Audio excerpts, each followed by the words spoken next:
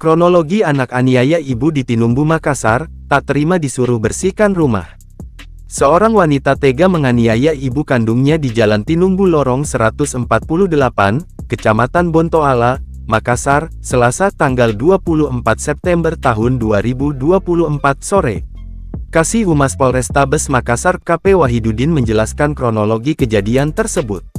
AKP Wahidudin mengatakan, kejadian bermula saat pelaku ditegur oleh sang ibu.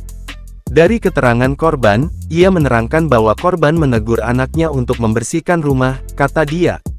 Saat itulah pelaku langsung mengambil sajam, kemudian melakukan penganiayaan kepada ibu kandungnya.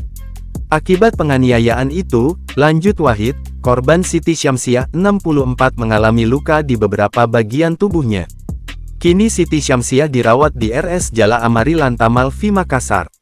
Wahidudin menjelaskan bahwa pelaku diduga mengalami gangguan jiwa. Dugaan tersebut dikuatkan pernyataan ayahnya atau suami korban, Hakim.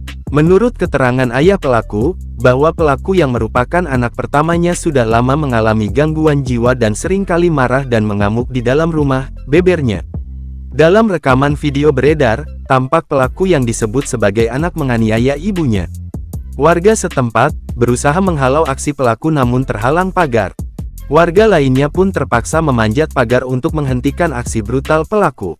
Usai menjauhkan pelaku dari ibunya, korban pun dievakuasi warga.